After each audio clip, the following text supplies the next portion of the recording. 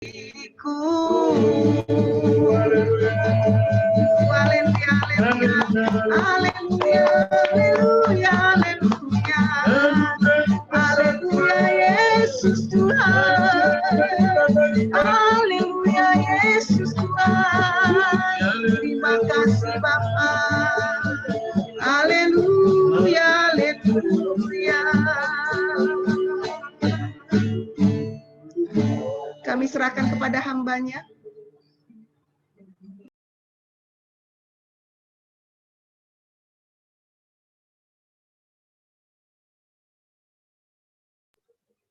Dibuka dulu unmute-nya, kami serahkan kepada hamba-Nya.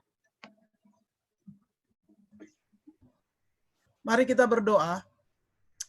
Bapa di surga, terima kasih kami mengucap syukur kepadamu Tuhan, jikalau pada malam hari ini kami boleh berkumpul bersama-sama di dalam ibadah kami ya Tuhan Yesus, meskipun kami ibadah melalui Zoom, kami tetap bersyukur karena kami boleh bersekutu bersama di antara kami di dalam komunitas Kasih Karunia Ministry.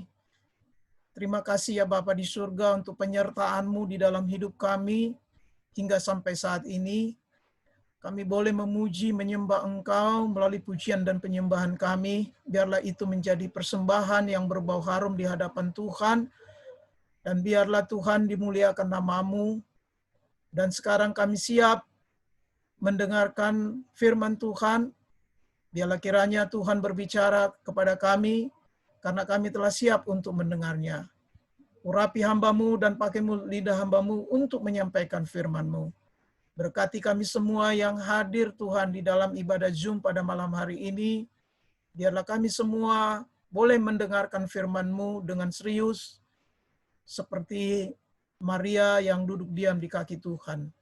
Berbicaralah ya Tuhan, karena kami telah siap mendengarnya. Demi nama Yesus Tuhan kami telah berdoa. Haleluya. Amin. Shalom. Puji Tuhan. Kita bersyukur karena hari ini kita masih diberi kesempatan untuk kita bisa bersama-sama berkumpul di dalam ibadah ini. Dan kita akan membuka Alkitab kita akan membaca satu bagian firman Tuhan yang terambil dari Matius pasal 5. Matius pasal yang ke-5.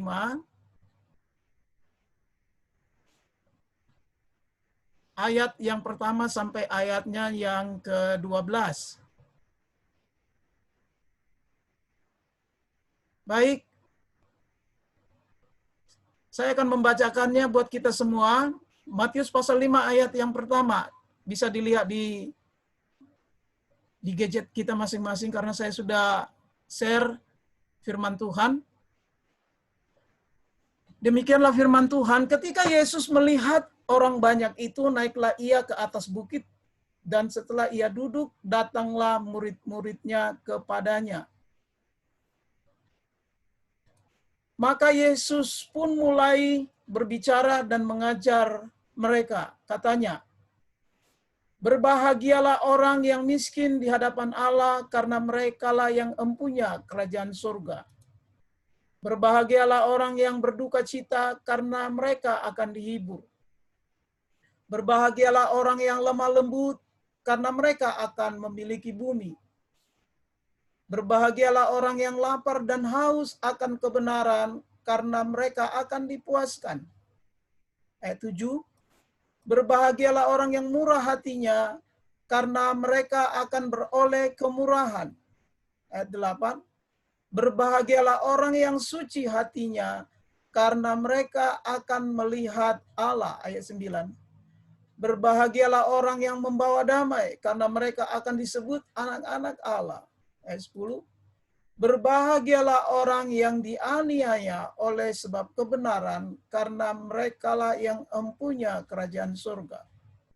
Ayat 11. Berbahagialah kamu jika kamu karena aku kamu dicela dan dianiaya, dan kepadamu difitnahkan segala yang jahat. Bersukacitalah dan bergembiralah, karena upahmu besar di surga. Sebab demikian juga telah dianiaya nabi-nabi yang sebelum kamu. Demikian pembacaan firman Tuhan. Adalah kita yang berbahagia yang membaca firman Tuhan dan merenungkan firman Tuhan serta melakukan firman Tuhan di dalam kehidupan kita. Tema renungan firman Tuhan bagi kita pada saat ini adalah berbahagia. Berbahagia. Siapa sih yang nggak mau berbahagia? Semua kita pasti mau berbahagia. Amin. Cuman berbahagia yang seperti apa yang dikatakan firman Tuhan bagi kita pada saat malam hari ini? Nah, melalui pembacaan firman Tuhan yang kita baca tadi, maka kita akan melihat berbahagia yang seperti apa. Kita melihat berbahagia di ayat yang ketiga, ya, dikatakan di ayat yang ketiga, berbahagialah orang yang miskin di hadapan Allah. Berbahagia yang dimaksud di sini sama dengan diberkati. Karena dalam bahasa Inggrisnya, dalam terjemahan King James itu dipakai blessed. Dalam bahasa Yunani dipakai makarios. Makarios ini adalah arti yaitu yang disenangi oleh Allah atau yang diberkati. Nah, kenapa kemudian Lembaga Alkitab Indonesia menerjemahkannya bahagia? Ini berbicara tentang kondisi batin seseorang. Jadi, kata bahagia ini sama dengan diberkati. Jadi kalau saya artikan di ayat yang ketiga ini, diberkatilah orang yang miskin di hadapan Allah. Bisa demikian terjemahannya. Bisa juga berbahagia, ya, orang yang miskin di hadapan Allah. Nah, makarios ini menggambarkan orang yang sangat disukai oleh Tuhan. Seperti yang saya katakan tadi, bahwa arti diberkati atau berbahagia ini menggambarkan orang yang sangat disukai oleh Tuhan. Karena itu, maka dalam arti tertentu, dalam pengertian lain disebut bahagia. Nah, orang yang sangat disukai oleh Tuhan ini adalah tentu orang yang sudah diselamatkan. Jadi tidak semua orang disebut berbahagia yang dimaksud di ayat ini. Tetapi yang dimaksudkan oleh Yesus adalah orang yang telah diselamatkan. Nah, dalam konteks kita adalah orang yang bertobat, orang yang percaya kepada Tuhan Yesus, dan yang melakukan firman-Nya di dalam kehidupan. Nah, orang yang diselamatkan itu dilukiskan dalam Mazmur pasal 1. Ciri-cirinya itu adalah, kalau kita baca di dalam Mazmur pasal 1, coba kita lihat di Mazmur pasal 1, dikatakan di sana, Mazmur pasal 1. Saya akan bacakan untuk kita. Mazmur pasal 1, demikianlah firman Tuhan. Berbahagialah orang yang tidak berjalan menurut nasihat orang fasik, yang tidak berdiri di jalan orang berdosa, yang tidak duduk dalam kumpulan pencemooh, tetapi yang kesukaannya ialah Taurat Tuhan dan yang merenungkan Taurat itu siang dan malam. Jadi, Mazmur pasal 1 memberikan lukisan bagi orang-orang yang sudah selamat adalah orang-orang yang mencintai Taurat Tuhan, yang merenungkan Taurat Tuhan. Siang dan malam tentu yang melakukan Taurat Tuhan di dalam kehidupannya. Taurat Tuhan ini berbicara tentang firman Tuhan. Jadi orang yang selamat adalah orang yang berbahagia. Harus digarisbawahi. Orang selamat adalah orang yang berbahagia. Nah, ciri-ciri orang yang sudah diselamatkan di dalam Yesus Kristus tentunya adalah orang-orang yang menyukai firman Tuhan, yang menyukai Taurat Tuhan, yang merenungkan firman Tuhan siang dan malam, dan yang melakukan firman Tuhan itu di dalam kehidupannya. Itu ciri khas. Ya, orang yang berbahagia atau orang yang diberkati. Kita lanjut di slide berikutnya.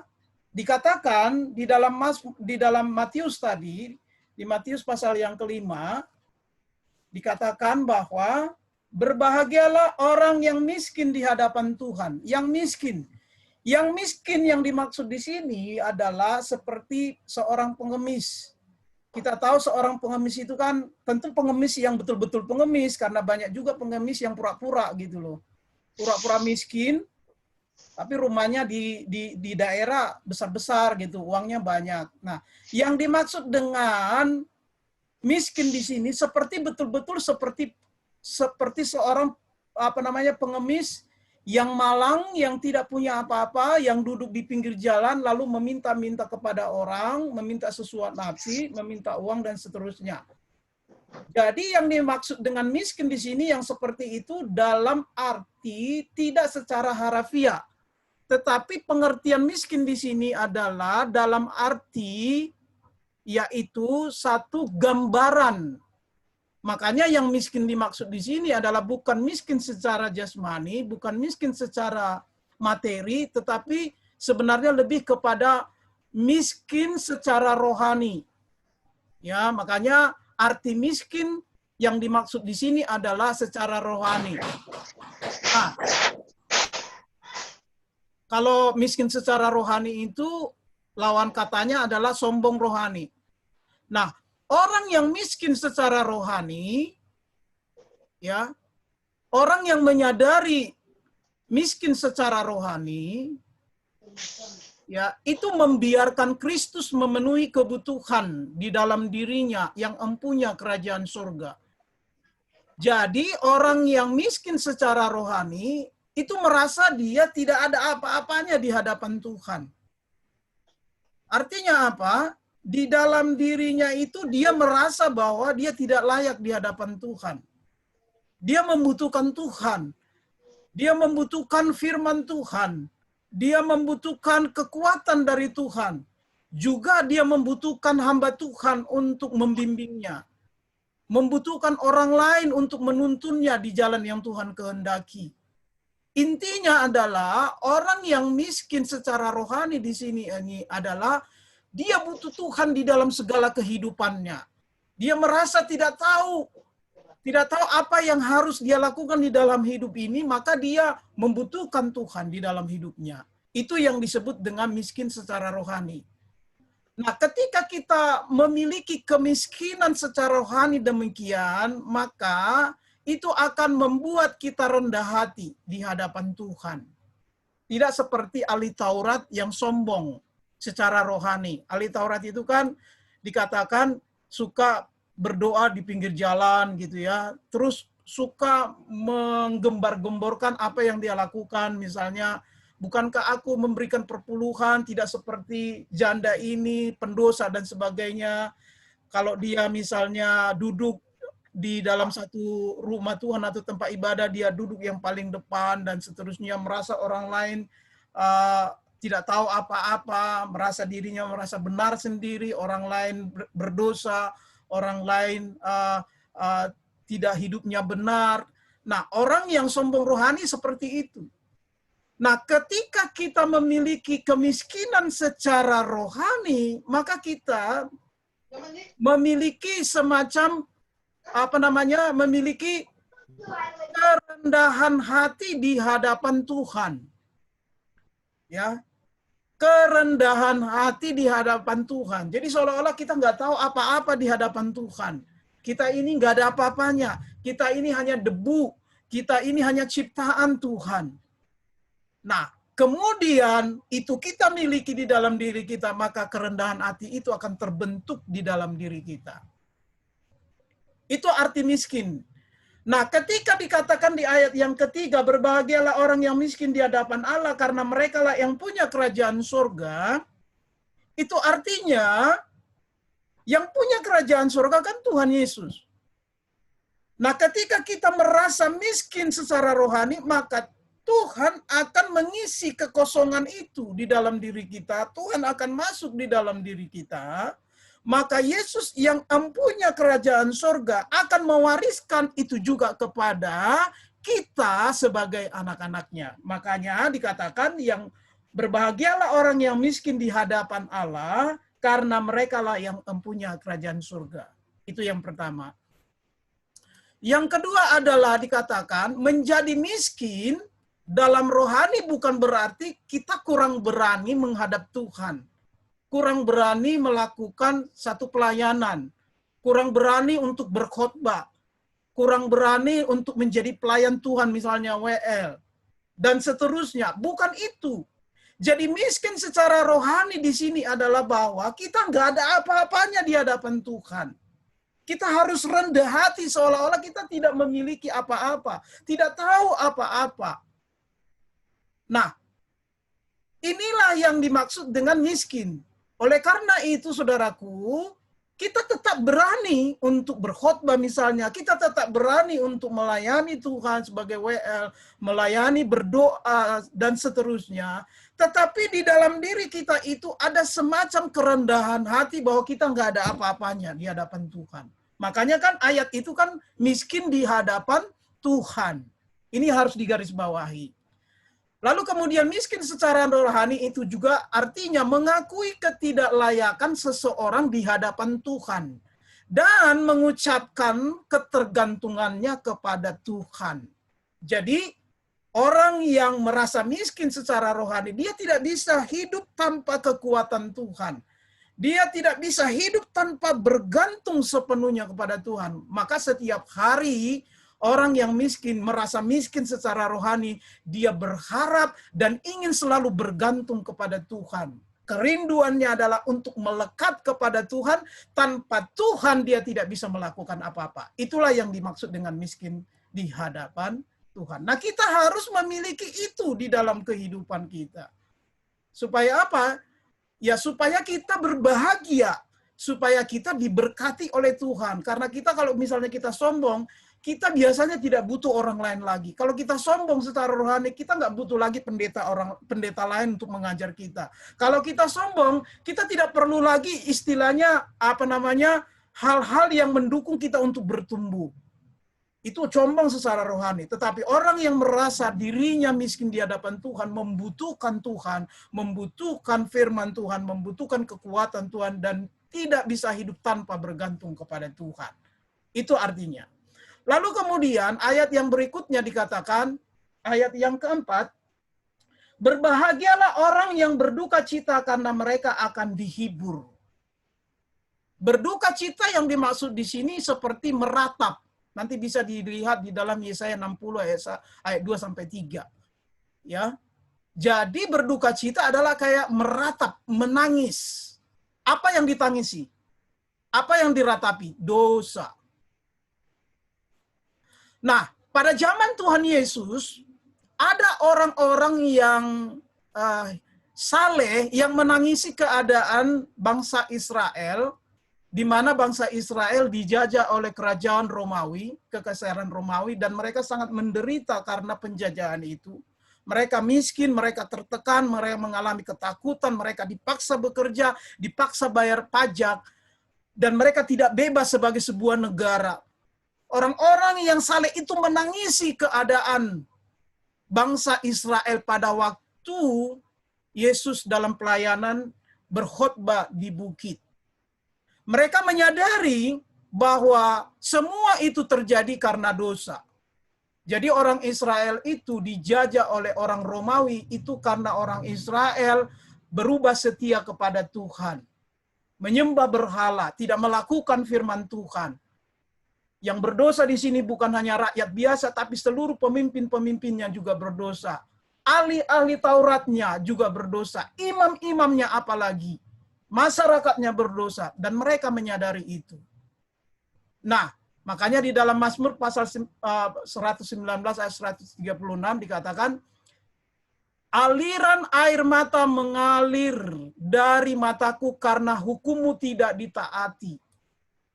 Jadi kita harus menangisi karena kita tidak mentaati firman Tuhan di dalam kehidupan kita.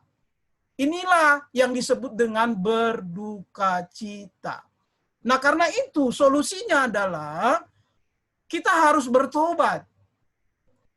Karena dengan bertobat maka menghasilkan kesejahteraan, menghasilkan pengampunan, menghasilkan pemulihan, menghasilkan kesembuhan.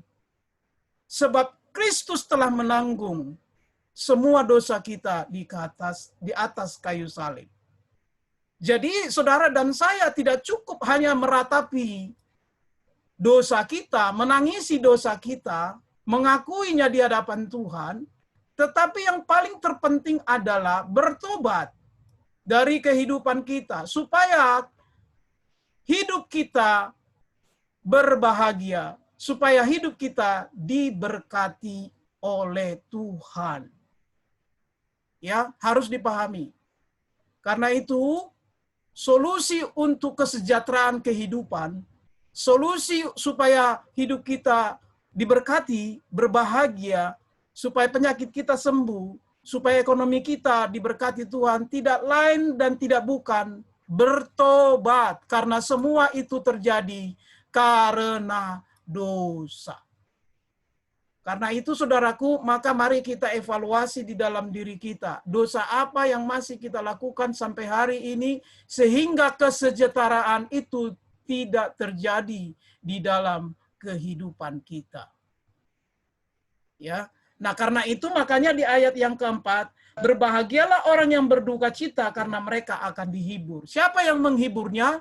Kristus. Siapa yang menghiburnya? Yesus yang telah mati di atas kayu salib.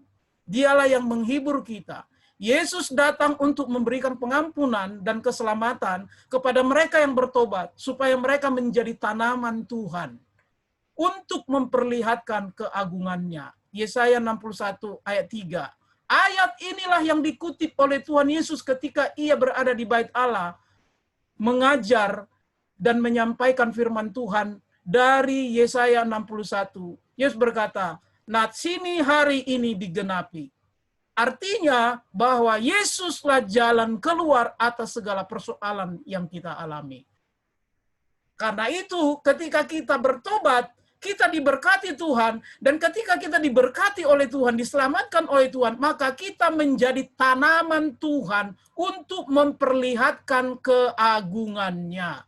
Jadi saudara diberkati itu untuk menjadi berkat, untuk memperlihatkan keagungan Kristus bagi dunia ini, bagi orang lain. Itu tujuannya. Karena itu kalau udah diberkati, jangan makan sendiri. Ajak-ajak dong kita makan, gitu. Ya. Bantu dong yang lain yang kekurangan, gitu ya. Kayak kita-kita ini, gitu ya. Ya, jangan sampai nanti, ya, kita minta doa, udah berhasil, tapi diam-diam aja gitu loh, nggak ngasih tahu, undang kayak makan ucapan syukur gitu ya. Bu Veniara kan berdoa, hari ini kita doakan supaya anaknya bisa lulus masuk polisi. Nanti kalau udah lulus masuk polisi, undang kita Bu Veniara ya. Ya, undang kita ucapan syukur di rumah. Oke, gampang. Haleluya, haleluya. Mudah-mudahan berhasil. Amin. Doakan, Amin. ya. Nah, itu ya, itu namanya solusinya. Nah, karena itu berikutnya ayat yang kelima. Berbahagialah orang yang lemah lembut, karena mereka akan memiliki bumi. Nih, lemah lembut. Apa sih arti lemah lembut? Lemah lembut itu adalah ya menyiratkan kebebasan dari kedengkian dan semangat dendam. Jadi orang yang lemah lembut itu terbebas dari kedengkian. Terbebas dari dendam. Nah, biasanya orang yang dengki dan dendam itu kasar. Perkataannya kasar, sikapnya kasar. Nah, karena itu saudara dan saya tidak boleh menyimpan kedengkian dan dendam. Karena itu membuat kita tidak lemah lembut. Sumber kelemah lembutan adalah Kristus. Kalau kita baca di dalam Matius 11 ayat 28 sampai 29 nanti bisa dilihat bahwa Yesus pernah berkata, "Belajarlah kepadaku sebab aku lemah lembut." Jadi Yesus itu lemah lembut. Makanya waktu dia disalib, Dia berkata, Bapa ampunilah mereka sebab mereka tidak tahu apa yang mereka perbuat. Jadi tidak ada dendam, tidak ada kedengkian di dalam dirinya. Ya, Filipus juga begitu. Ya, ketika ia dilempari dengan batu, tidak ada kedengkian, tidak ada dendam. Dia orangnya lemah lembut. Karena apa? Dia berkata, jangan tanggungkan. Bapa ampunilah mereka, sebab mereka tidak tahu apa yang mereka perbuat. Jadi itu sama, saudaraku. Jadi lemah lembut itu adalah bebas dari dengki, bebas dari dendam. Dan biasanya kalau orang sudah bebas dari situ, terlihat dari mukanya. Ya, gampang senyum, penuh dengan keramahan, bahasanya juga bahasa yang enak didengar, dan seterusnya. Dan yang lemah lembut itu adalah supaya lemah lembut ini kita miliki, kita harus menyesuaikan kehendak kita dengan kehendak Kristus. Jadi jangan beda kehendak kita dengan Kristus, supaya kelemah lembutan itu ada pada kita. Karena kan teladannya tadi Yesus, contohnya adalah Yesus. Maka saudara dan saya harus menyesuaikan, mencocokkan kehendak kita dengan kehendak Kristus. Apa kehendak Kristus dalam hidup kita? Kehendak Kristus dalam hidup kita adalah bagaimana kita tetap percaya kepada Yesus dan melakukan firman-Nya. Itu aja. Maka kehendak kita akan seperti kehendak Kristus. Lalu kemudian, orang yang lemah lembut akan memiliki atau mewarisi bumi. Bumi yang dimaksud di sini adalah kerajaan Kristus di bumi. Jadi, ketika kita lemah lembut, saudaraku, maka Tuhan berkenan. Ketika Tuhan berkenan, Tuhan mempercayakan kerajaannya kepada kita. Alias, ia memperkenankan kita masuk dalam wilayah kerajaannya, yaitu di sorga, dan sekarang ini di bumi. Ya, kerajaan Tuhan itu ada di bumi, yaitu gereja.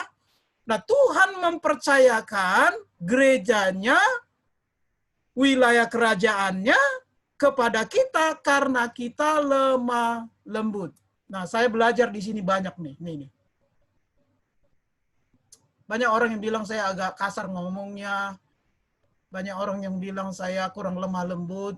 Mungkin saya sadari iya juga kali ya. Ketika saya seminar kemarin 3 hari di hotel teras kita di Jalan MT Haryono, kita dididik menghadapi orang yang mengalami bencana dari sisi psikososial. Jadi kita banyak belajar tentang psikologi di situ, baik psikologi pribadi maupun psikologi secara sosial. Dan ternyata saudaraku, ketika kita selesai mengikuti seminar itu, ada banyak pengajaran yang baru yang kita dapatkan, bahwa ilmu psikologis itu sangat berguna bagi seorang hamba Tuhan sebagai seorang pelayan Tuhan untuk menghadapi jemaat. Jadi ternyata saudaraku, ketika orang mengalami bencana, kita tidak boleh langsung kayak hantam kromo. Ya, itu kamu mengalami itu karena dosamu, itu nggak boleh rupanya. Karena timingnya nggak tepat. Jadi ketika kita menghadapi orang, misalnya orang yang mengalami masalah, orang yang mengalami musibah misalnya atau apa, yang pertama yang harus kita penuhi kebutuhannya adalah kebutuhan dasar. Apa itu kebutuhan dasar? Misalnya kalau orang butuh sembako, itu dulu yang dikasih. Kalau butuh misalnya kekuatan, itu dulu yang dikasih. Jangan masuk dulu ke dalam hal-hal yang membuat dia langsung menolak. Itu diajarin gitu loh. Nanti pertemuan berikutnya boleh. Ya, pada timingnya tepat. Nah, jadi saya lihat bagus juga gitu loh, bahwa ilmu psikologi dipadankan dengan ilmu teologi secara spiritual, maka seorang hamba Tuhan, kita pelayan-pelayan Tuhan harus melakukan pendekatan itu sehingga kita diterima, lalu kemudian kita berhasil di dalam pelayanan. Nah, itu saya belajar di situ. Nih, jadi saya sampaikan buat saudara dan saya. Lalu saya berpikir, gimana kalau misalnya kita pergi di satu tempat gitu ya, satu tempat yang kita hanya sekali di situ, nggak banyak kali kita ke sana gitu loh. Nah, itu sebabnya di dalam case tertentu seperti itu, kita harus berpartner dengan orang yang ada di sana, sehingga dia bisa memfollow up apa yang kita sampaikan. Kira-kira seperti itu solusinya. Supaya apa? Supaya kita bisa menangani jiwa-jiwa yang mengalami persoalan, mengalami bencana di dalam kehidupannya. Kira-kira seperti itu. Nah, jadi artinya orang yang lemah lembut itu adalah orang yang memahami orang lain itu orang berdosa. Dan kita tadinya juga orang berdosa. Cuman bedanya sekarang kita sudah bertobat, sudah diampuni oleh Tuhan. Maka kita harus melakukan pendekatan kepada mereka dengan lemah lembut. Karena dulu kita pernah di sana. Gitu loh. Kita harus memahami dia. Bagaimana dia pernah kita alami. Karena itu saudaraku, maka seperti yang di awal tadi, kita tidak boleh sombong rohani. Yang sok tahu, yang tahu firman Tuhan, orang lain berpenuh dengan dosa, orang lain nggak ada apa-apanya. Itu saudaraku harus seperti menjadi menjadi titik tolak bagi kita untuk menjadi lemah lembut. Karena kalau orang udah sombong rohani tidak akan pernah bisa lemah lembut. Makanya di awal tadi adalah miskin secara rohani. Walaupun kita tahu banyak firman Tuhan, tetapi kita harus merasa bahwa saya nggak tahu apa-apa. Inilah yang memicu kerendahan hati di dalam kehidupan kita. Berikutnya, orang yang lemah lembut dikatakan mereka akan memiliki bumi. Ya, pasti memiliki bumi, yaitu kerajaan surga yang mulia. Lalu ayat yang berikutnya, di ayat yang ke-6, berbahagialah orang yang lapar dan haus akan kebenaran, karena mereka akan dipuaskan. Lapar dan haus akan kebenaran. Ini adalah suatu kerinduan yang mendalam untuk memperoleh kebenaran. Siapakah kebenaran itu? Yesus pernah berkata, akulah jalan kebenaran dan hidup. Nah, ketika kita haus dan lapar akan kebenaran, maka saudara dan saya rindu dan haus akan Yesus. Nah, kerinduan seperti ini merupakan bukti ketidakpuasan dengan tingkat rohani yang saat ini kita miliki. Jadi saudara dan saya yang lapar dan haus akan kebenaran, tidak ada titik jenuh menjadi seorang yang memiliki kebenaran mutlak di dalam diri kita. Kita harus merasa saya nggak ada apa-apanya. Saya masih ingin meraih apa yang lebih lagi tentang kebenaran Tuhan. Artinya saudara dan saya harus tetap belajar. Belajar dan belajar. Dan orang yang belajar adalah orang yang mau mendengarkan. Nah, karena itu saudaraku, maka setiap hari kita harus merasa tidak puas kerohanian kita hari ini dalam pengertian tanda petik. Yaitu yang positif. Saya mau lebih lagi diurapi Tuhan. Saya mau lebih lagi memahami firman Tuhan. Saya mau lebih lagi dipakai oleh Tuhan. Saya mau lebih lagi dekat dengan Tuhan. Lebih lagi banyak berdoa dan seterusnya. Itu yang haus dan lapar akan kebenaran. Lapar dan haus mengekspresikan keinginan dengan jelas. Jadi saudara yang lapar dan haus itu ekspresinya jelas. Yaitu untuk meraih Tuhan. Makanya kan dalam visi kita menjadi seperti Yesus itu udah benar. Jadi orang yang ingin menjadi seperti Yesus harus memiliki rasa lapar dan haus akan kebenaran. Berikutnya, kelaparan rohani yang paling dalam adalah kelaparan akan firman Allah. Jadi orang yang haus akan kebenaran, ya, itu adalah orang yang lapar terus tentang firman Allah. Makanya setiap hari saudara harus membaca firman Tuhan. Merindukan datangnya kerajaan Kristus di bumi.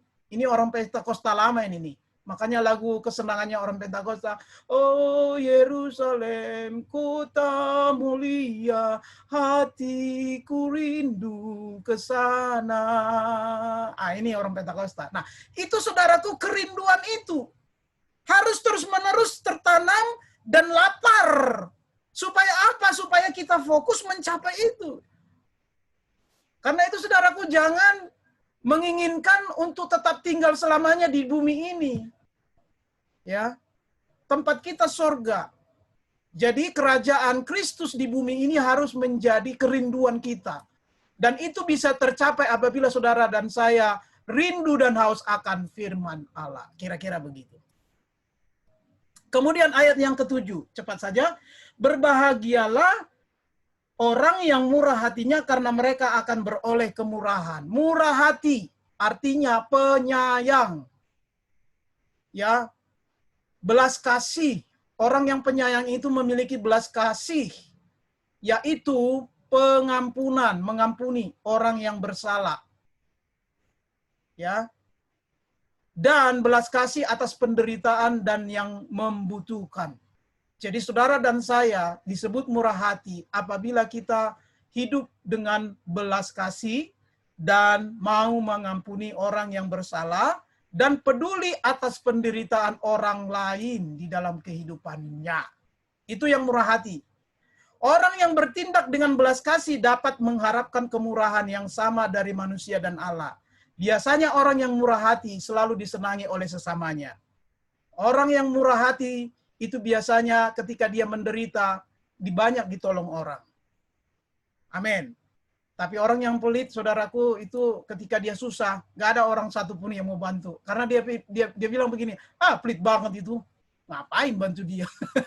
Ya, nah karena itu dikatakan di sini di ayat yang ke-7, mereka yang murah hati adalah beroleh kemurahan dari manusia maupun dari Allah. Ini yang terutama dari Allah ini. Ketika kita murah hati, maka saudara, Allah akan bermurah hati kepada kita. Tuhan akan berkati kita dengan caranya sendiri. Orang lain menutup, tapi Tuhan bisa membukanya. Dan itu terjadi di dalam kehidupan kami sebagai hamba Tuhan, saudaraku. Ya. Istri saya udah hampir setahun lebih nggak kerja. Saya hanya melayani pekerjaan Tuhan. Saya menjadi penyuluh di Departemen Agama DKI Jakarta. Gajinya nggak seberapa, saudaraku, hanya seleri aja. Ya, tapi sampai hari ini Tuhan tetap mencukupi kebutuhan kami. Itu luar biasanya Tuhan. Nah karena itu, saudara dan saya harus murah hati di sini nih. Ini kuncinya nih. Ya. Murah hati. Ya, istri saya orangnya murah hati, murah memberi. Kalau saya agak ngerem-ngerem dikit. Tapi hari ini saya belajar firman Tuhan ini, ternyata saudaraku, saudara dan saya harus murah hati. Ini firman bukan hanya untuk saudara, tapi untuk saya juga. Saudara harus murah hati. Nih. Ya. Supaya Tuhan berkati. Supaya kita memperoleh kemurahan dari Tuhan. Ya, Alkitab bilang begini. Orang yang pelit nggak masuk surga. Itu ada ayatnya. Nanti bisa dicari. Ya. Kikir. Orang yang kikir nggak masuk surga. Itu betul itu. Ya. Paulus bilang. Nanti bisa dicari itu ya ayatnya. Lalu kemudian kita adalah orang yang berdosa, maka kita harus berbelas kasih kepada orang yang berdosa. Nah itu saudaraku. Kita ini mantan-mantan orang berdosa, maka kita harus berbelas kasih. Jangan kayak orang Farisi, saudaraku. Menganggap jijik orang yang berdosa, padahal dia juga orang berdosa. Ya, ini ilmu psikologi, saudaraku ya. Orang-orang yang belajar di kedokteran itu banyak belajar psikologi, saudaraku. Ya, dan hari ini saudara harus menganggap orang lain dengan penuh belas kasih walaupun mereka orang berdosa. Sebab kita juga dulu di sana. Karena itu kita mendapat belas kasih dari Tuhan, maka saudara dan saya harus menyalurkan belas kasih itu kepada mereka.